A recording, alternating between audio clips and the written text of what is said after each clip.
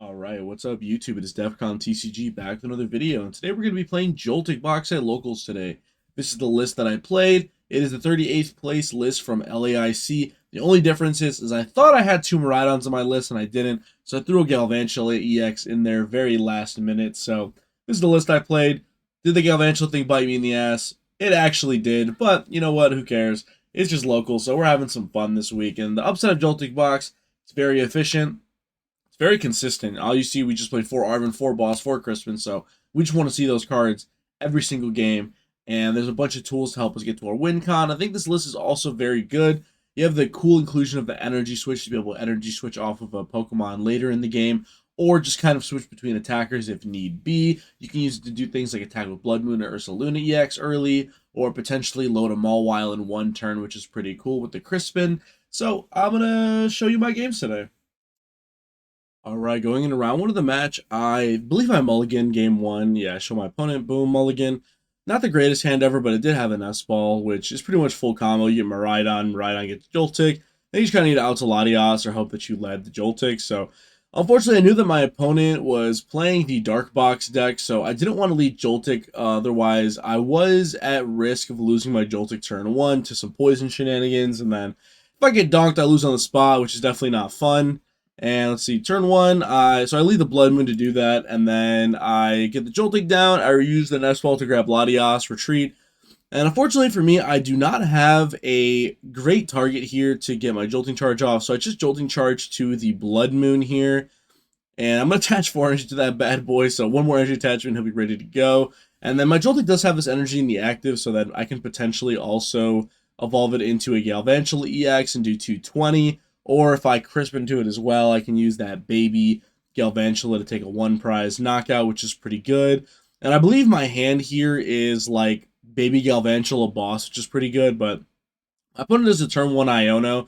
Was not expecting that from this deck, as it's more of an aggressive deck. Usually they only play like 1 copy of Iono, so pretty unlikely to get Iono turn 1. But I think my opponent Iono's me into probably a much more playable hand than I had before.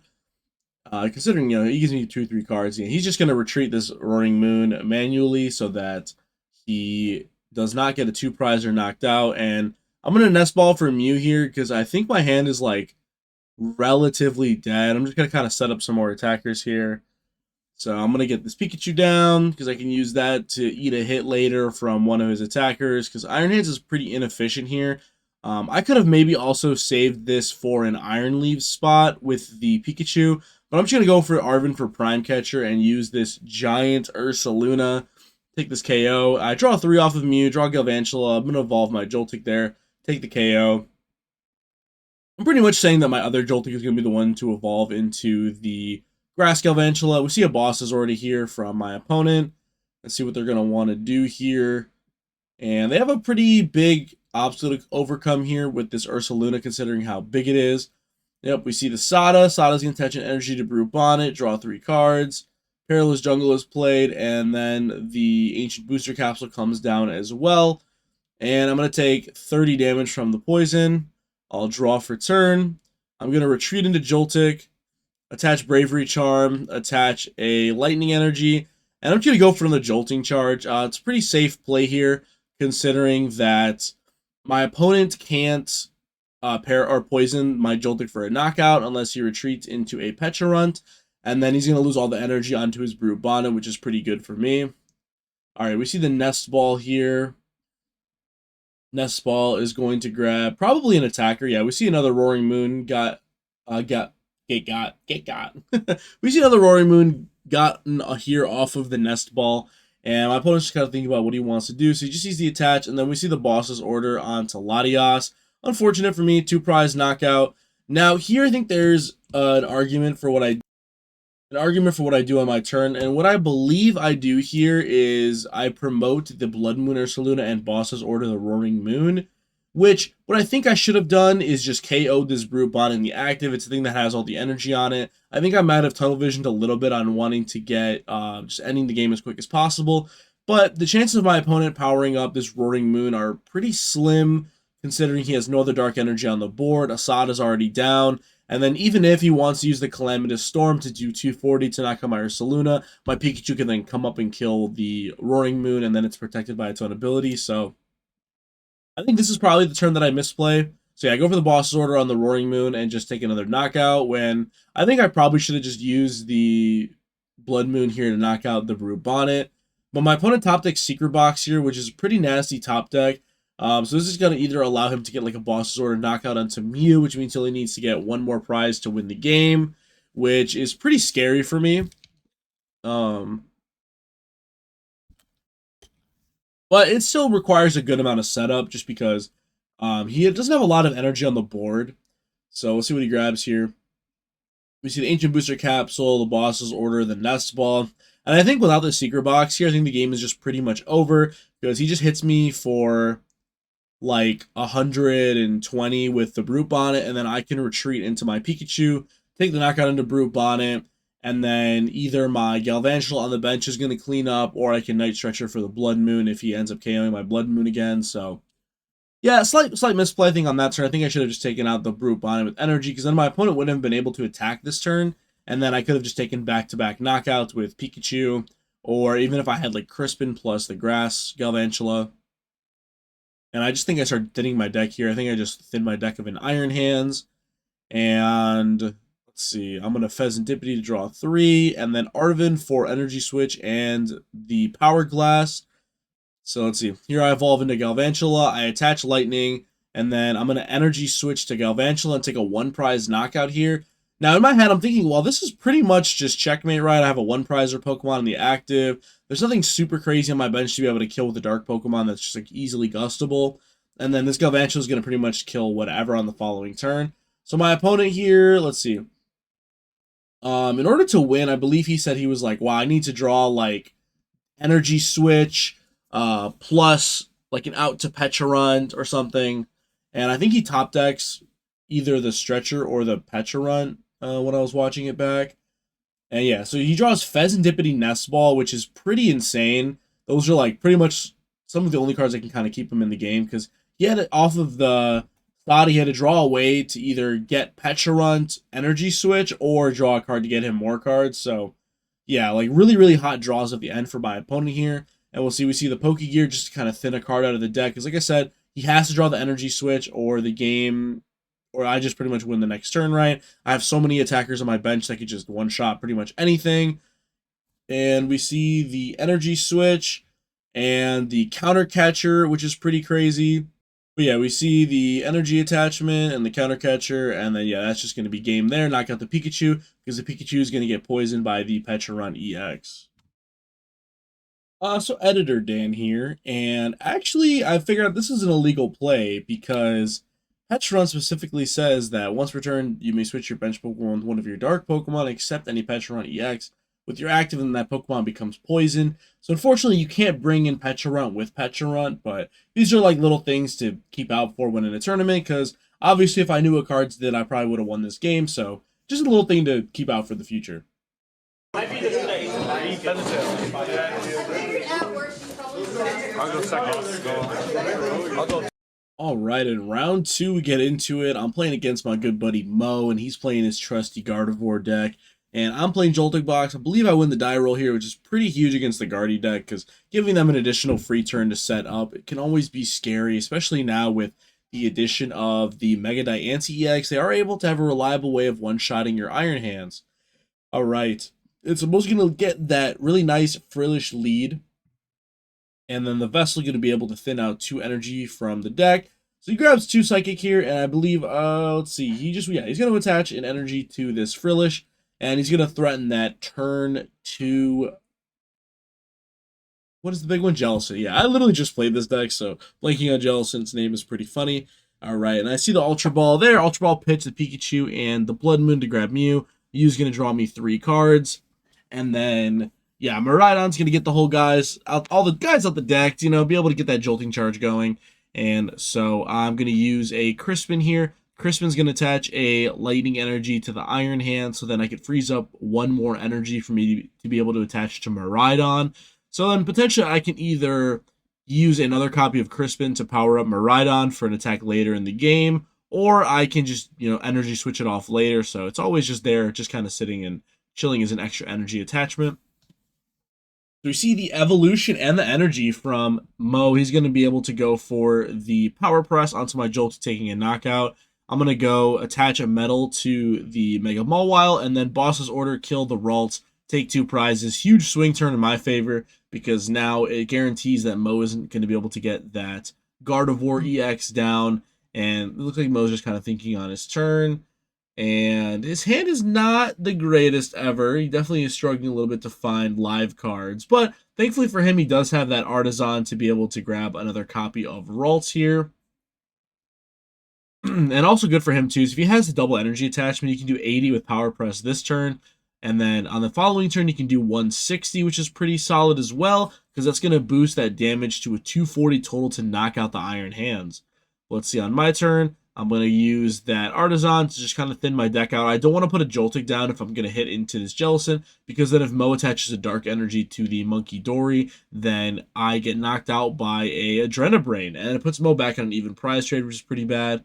And then we see Mo draws a Mega Diancie EX, which, again, is not the greatest top deck. And because Mo missed the energy attachment last turn to the Jellicent, he is not going to be able to take the knockout here. But we do see the Dark Energy come down for the Monkey Dory, which is really nice. And another use of this Artisan to be able to get down another Ralts.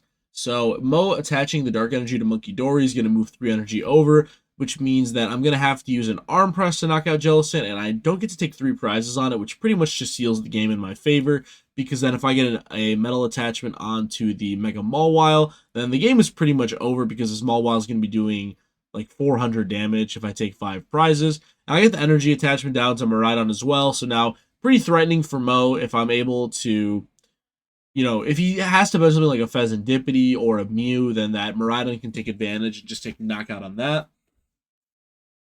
And I see the promotion by Big Mo. Let's see what he wants to do here. I think, unfortunately, it's just going to be a Mind Bend for KO. We see another Artisan come down. This can either come out for another Frillish. We see another Monkey Dory come down. And, yeah, there's my antivirus. Thanks, antivirus. You do a lot around here. All right, and the Mo's going to take the Mind Bend to knock out my Iron Hands. And then, I'm going to go for the Artisan, just kind of look at my deck. And then I play the Nest Ball. Nest Ball's going to grab Pheasantipity. And then I can Nest Ball for another guy. But I think I just end up failing that one. And let's see. I'm going to attach a Bravery Charm to Mega Mawile, which is pretty good. Being able to knock out anything in the game at this point. And I think about attaching an energy to the Maul or to Pikachu, but I ended up just attaching a Maul or attach the Mew here. I guess I energy switch so I can draw 1 off of the Mew, and then I draw 3 off Fez. You're just maximizing the amount of card draw. So at this point of the game, I'm just kind of thinning my deck, because I know Mo's game plan is going to be wanting to Iono me to a low amount, and then just kind of bricking me off that and taking a comeback. So I'm just thinning out as many cards as I possibly can, playing Ultra Balls and Nest Balls, and here for turn I play that Arven, and I Ultra Ball away that Galvantula I just searched. I just grab an Iron Leaves in case he wants to set up some type of trapping play. Not really sure what he wants to trap, because I do have the Latios in play, but just in case he does something funny. All right, promote the Ralts, and yep, it's just going to be a scoop here for Mo, or almost a scoop. This hand is pretty bad. We see the Diancie come down, and then the Turo. Actually, this is a pretty good play for Mo. He's just going to kind of wall up behind this Diancie and hope that I don't have another Metal Energy to be able to just send this Diancie packing. Yeah, there's a lot of good top decks for Mo here, so it's definitely smart of him to just kind of play out another turn, especially because my Miraidon can't attack on the following turn. So I'm going to need to find a Metal, but I think I just show him like Metal plus Energy, yeah, or Metal plus Boss. Or I can do, yeah, also Iron Leaves plus Boss's Order, just kind of kills whatever. So unfortunately draws from Mo, but sometimes it's just how Guardy works. Sometimes your opponent gets to a quick start and they just kind of run you over. Alright, heads, tails.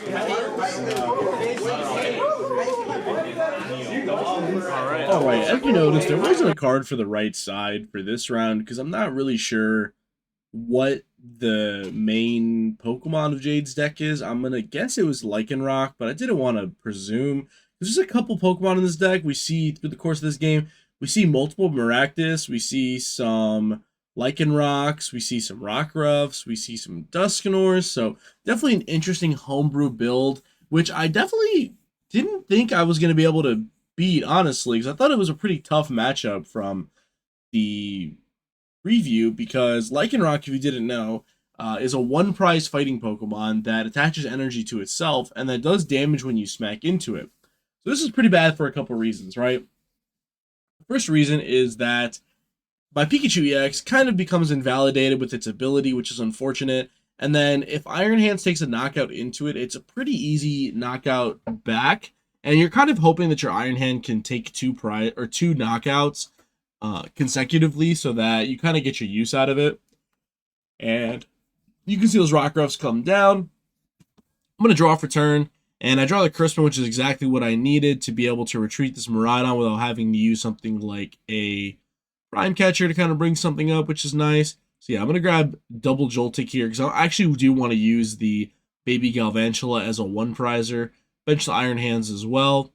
And then, yeah, I'm going to Ultra Ball here. Let's see what I get rid of. I'm going to get rid of that other copy of Iron Hands, and I'm going to get rid of this Grass Energy. And what do I grab here? I'm going to assume it's going to be Mew to just kind of draw more cards. Kind of refill that hand. Yep, there you go. That's the Mew. And then I can use this Crispin here to attach energy to the active Pokemon. All right, and then I do end up using that Crispin to grab a Metal Energy, or no, I grab a Metal Energy, and I grab probably a Grass Energy. It probably made more sense to grab the Grass Energy here, because I'm going to retreat off an Energy. I probably should have used the Metal, because I think it's the least useful in this matchup. I think there's a pretty low chance I'm going to use that Mega Mawile, just because it's not very effective. It's not a very effective attacker into this matchup, being a 3-prizer, and it looks like all of my opponent's Pokemon are going to be 1-prizers, so yeah, I'm just going to load up this Iron Hands and kind of see how far he'll take me. Let's see, my opponent's going to draw for turn, and let's see what's going to happen here. We see a Dark Energy attached to the Maractus, and then an Iono played, so we see a custom art Iono there. We're pretty loose at our, or not least, we're pretty loose at our locals, I guess. We don't really care if people kind of play with like funny custom cards. It's not really a big deal to us. And yeah, there's a guy at our locals that actually has like a full proxied out Gardevoir deck. That's pretty funny, but yeah. And so yeah, there's a Dark Energy attached to the Maractus, and then the Maractus is going to go for a trapping attack. I forgot what the attack's called. I think it's Corner. But thankfully for me, because Joltik is a Pokemon that has the ability to evolve, I can evolve it and then retreat it, and then take a knockout with Iron Hands onto this Maractus, so that's pretty nice. Let's see if I end up going for anything here off the Nest Ball. I think I'm actually just going to fail it, which, if I wasn't going to grab anything, it's probably a misplay, because then I could have just used it for fodder off of the Arven. So let's see what I want to grab here. Let's see, I grab the Ultra Ball, and probably just going to grab like a useless tool. I grabbed Vitality Band, which could come up later. I wasn't sure how much HP Lycanroc had. Actually, I lied. I just Ultra Ball away. I'm a filthy liar. I don't know. Probably should have kept that Vitality Band, but I mean, now that hindsight's 2020, Lycanroc only has 120 HP, but maybe I remembered at the time and I'm misremembering now. So I'll give myself the benefit of the doubt and assume that I was making the right play there. And yeah, I just have to explain that, yeah, when a Pokemon evolves, it's not the same Pokemon. So yeah, I'm going to retreat this bad boy and then go for that Amp You Very Much for knockout. And then that Maractus's ability is going to bite me back and do 60 damage to my Iron Hands EX. So this is the scary part, right? Is that if that Lycanroc does get evolved and is able to attack, it's able to one-shot KO my Iron Hands, and then from there, it's pretty tough to power up another attacker for me here. So I just kind of have to hope this Iron Hand sticks it out. And then see an Explorer's Guidance come down. And by decoding Jade's deck here, we can kind of see that the goal of the deck is to kind of put a bunch of damage counters on the board with the Frostlass and, damage from the Maractus. And then load up that graveyard with the Spiking Energies so that when Lycanroc evolves, it can attach to Spiky Energy, and then just one attachment for turn is going to be able to let you get that attack off. And Lycanroc's attack is 40 plus 40 more damage for every damage counter on your opponent's active. So it does a ton of damage here to Iron Hands. Definitely would knock it out. just normally, and then Iron Hand's also weak to fighting, but with the retreat into Maractus here, Jade is kind of forfeiting an attack, so I know that my Iron Hand's going to be able to take at least one more knockout here, so I believe my goal this turn is kind of just set up another attacker, whether that be like this Galvantula on the bench, or whether it be like that Joltik into maybe Galvantula EX, but I don't know if it's going to be super effective here to be able to one attack with Galvantula, just because that EX is only going to do more damage if my opponent's active has an EX in play. And by the look of it, it doesn't look like my opponent's going to bench a lot of those. And we see the Crispin. Crispin is exactly what I wanted here to be able to power up that Galvantula. So I'm going to grab a Metal Energy and a Grass Energy because that's all I have left into my deck. And yep, I think that Grass Energy is going to come down to Galvantula. And then I can attach that Lightning Energy I searched with the Earthen Vessel. Boom. And then I think for my last attack, if my opponent does take 4 prizes, I can't just kind of stretcher back that Blood Moon Ursaluna. So maybe there's an argument to keep the Blood Moon Ursaluna there over like the supporter that grabs it just so I can have it set up. And then I go for the Amp You Very Much there. Boom. Take an additional 2 prize cards. So now I'm down to 2. My opponent's at 6. So it's going to be pretty hard to come back here, even with a knockout on the Iron Hands here. Yep, but we see the Lycanroc come down. Use its ability to put 2 of those spiky energy on top of it. And then we see the Arven here as well. Arven is going to grab, I believe, the ace spec of choice in this deck, which is going to be, I think, Brilliant Blender. So we see the Devo TM. Pretty smart inclusion in this deck if you're going to be putting a bunch of damage on your opponent's board anyway. It's just nice to be able to kind of, rid your opponent of those threats, especially if it's something like Charizard and they get set up fast. You can kind of just Devo TM Zard and, turn it back to Pidgeys and Charmanders. They're a little bit less threatening when they're not fully evolved. And then the Brilliant Blenders here, it's going to thin out some cards. But first we see the Buddy Poffin. Buddy Poffin is going to grab another copy of Rockruff and a Duskull, which Duskull's a pretty dangerous grab here because I am at 2 prizes remaining. So if my opponent were to use that Duskull, then I would only need to take 1 prize. And presumably because I'm taking a prize in the next turn with Galvantula, the Duskull is going to be pretty useless here. So, and then there is a Brilliant Blender use. Yeah, I'm going to dump the rest of those spiking energies, which is pretty smart. You just kind of use it turn 1, use the Brilliant Blender to dump 4 spiky energy, and maybe just a card that's not very good in that matchup. Like if you get fully set up, you can dump something like the Badoo or Buddy Poffin, or even in the mid game, if your opponent, you kind of know what deck you're playing against, you can kind of just dump stuff that's not useful in that matchup, or just cards that you don't want later in the game. Like maybe you're like, okay, well Arven's not going to win me the game at this point, so boom, I can drop off all of my Arvens or all of my additional Buddy Poffins I don't want to draw later in the game, or even like energy, really just anything that you don't want in your deck at that point. And then we see the Lycanroc here. So Lycanroc does 40 plus 40 for every damage counter on my active. So with some simple math here, 12 times 4 is going to be 480 damage plus the 40 base, 520 damage doubled to 1,040 damage, which is pretty disgusting. And yeah, that's going to be able to take the 1-hit KO. And then my goal this turn is just kind of to set up 1 more attacker so that I have guaranteed game on the following turn. So it can be a couple different Pokemon. See the Nest Ball here and the Energy Booster Capsule off of the Arven. Nest Ball is going to grab me Fez. Could grab me Fez. Yes, this is where I'm saying, like, I think it's probably a misplay for me to dump the copy of Blood Moon Ursaluna, because now I need to, like, draw into another attacker, which is kind of silly, but I get the Mega Mawile here. It's a fine finisher. I think it's attached to Mega Mawile. Let's see. And then, yeah, I'm just going to start getting rid of cards so that if I potentially am able to Mew later, it's possible to be able to get that last Metal Energy hand. But I believe the last Metal is just in my hand already, so, like, it's kind of fine. My opponent's down double Maractus, so I benched the Latios. So I'm like, there's a pretty low chance the thing ends up getting trapped, so we'll see what happens. So I end up using the Galvantula here to take the knockout, but Spiky Energy has that bite back, where if I attack into Pokemon that has Spiky Energy, I take 20 damage. So I'll go from 20 to 40 to 60 damage.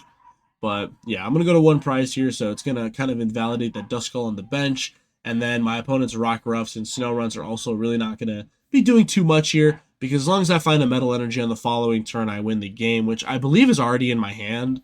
So it's just kind of a matter of time. Because even if my opponent boss kills my Mega Mawile here, I can just go Arven for Night Stretcher for Blood Moon and KO. Because funnily enough, if I were to use the Galvantula, Galvantula would take 40 damage, assuming my opponent evolves and puts Spiky Energy, which is the only way they could attack.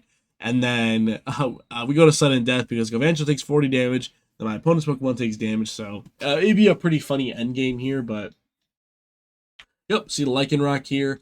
Lycanroc's going to attach those 2 Spiky Energy back. And then we see the attach for turn as well.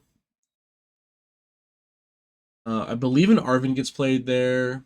And this will probably just be used to grab that last energy. And yeah, see the Earthen Vessel here. Plus the Air Balloon. Earthen Vessel is going to grab that last energy to be able to attack with the Lycanroc. The nice thing with the Lycanroc is that it attacks for 3 colorless energy, which obviously Spiky Energy is a colorless energy. So you can kind of fill your deck up with whatever energies you want. The basic dark energies are really nice to be able to help your Monkey Dory move damage over from your board. And then I kind of show, I was like, yep, if this Pokegear hits Crispin, I win the game. But like I said, I just wanted to thin my deck out as many cards as possible.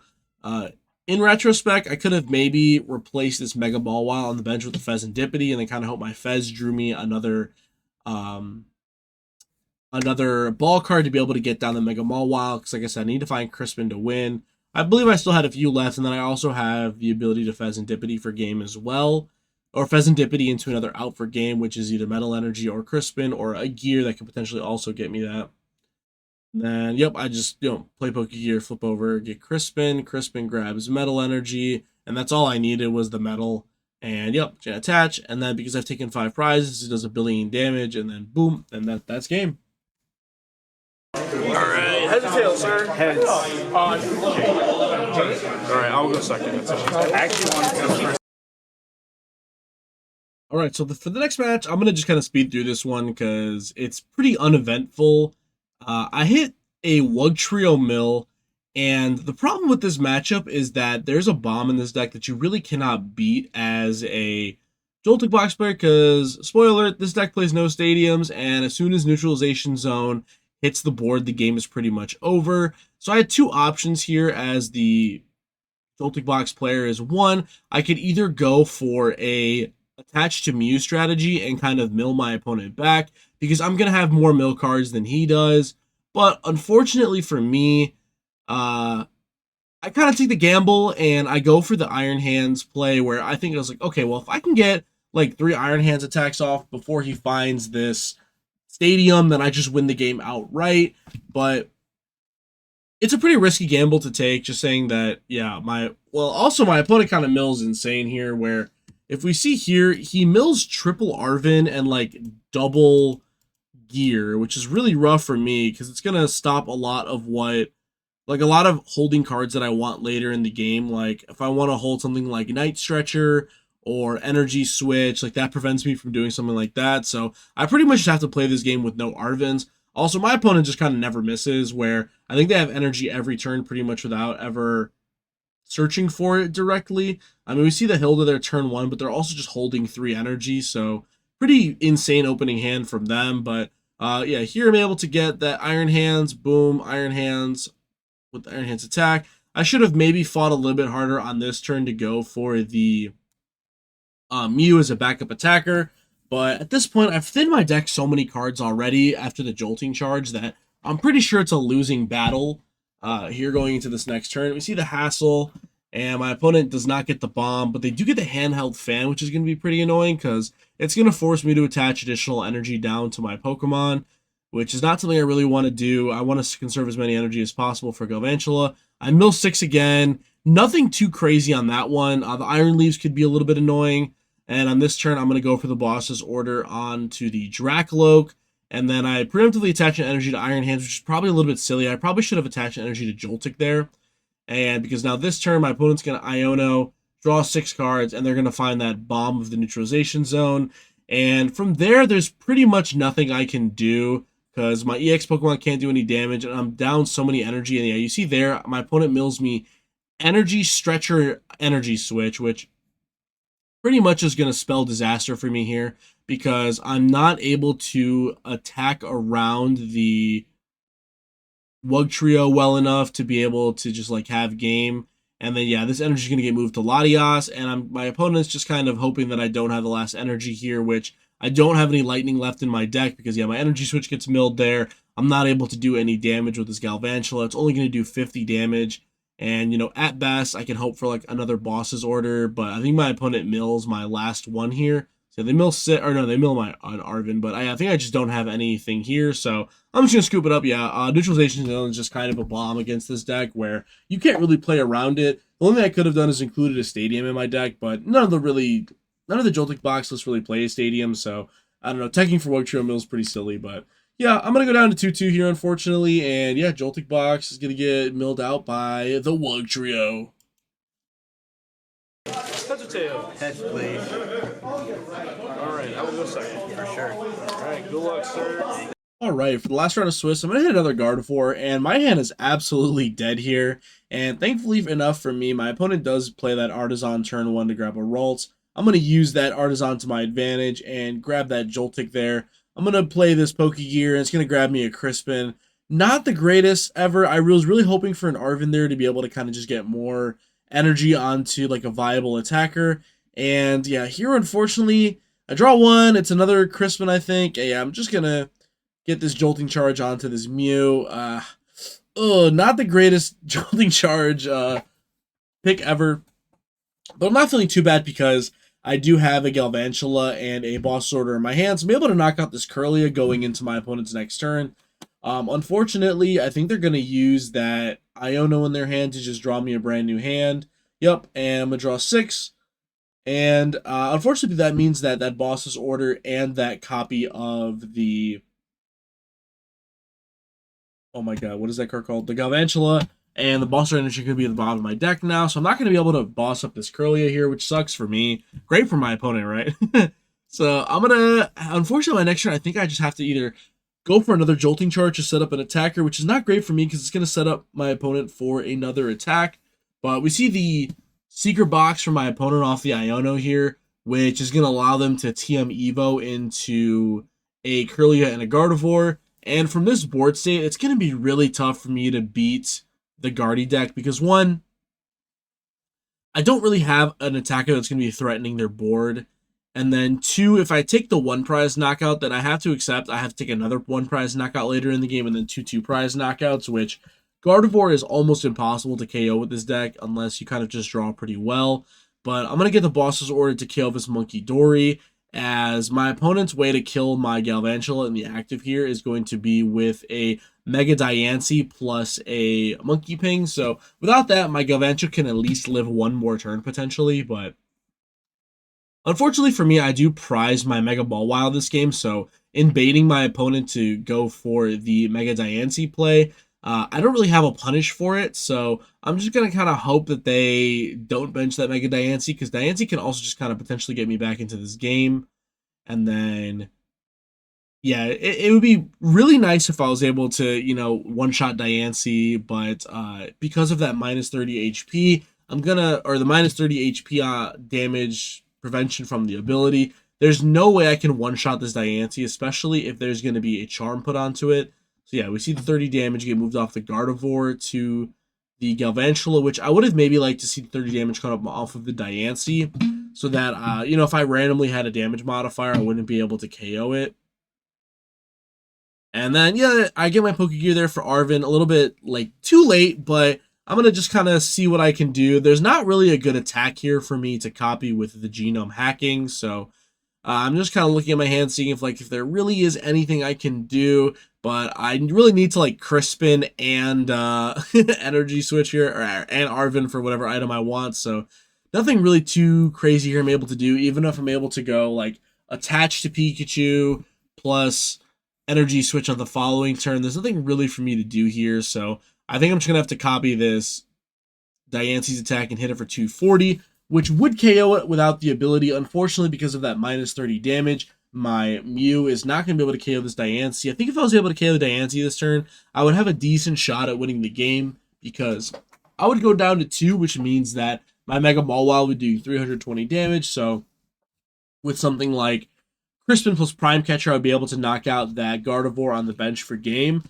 But one, I wasn't able to knock out Diancie, and then two, my Mega Mall Wiles prize. So I don't have a great answer here into this Diancie, and super unfortunate for me here is that Diancie's going to get turroed up, and then, yeah, my Mew's going to get hit for 220 with the combination of Miracle Force plus 30 damage ping on Monkey Dory. And yeah, from here, there's pretty much nothing I can do. So I'm just going to scoop it up here. I think this matchup is really hard once Gardevoir gets going, especially with the addition of Diancie. It makes it even harder because without the Mega Ball While, you really have no reliable way of KOing it. So I'm going to take JOLTIK Box to a respectable 2-3 finish at locals this week.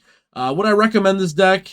Probably not, but it's definitely a solid deck for beginners to like kind of learn and get into the game. So it's definitely good for that. If you want to build someone a deck that is pretty new to the game, this is definitely a number one deck you're going to want to build for them.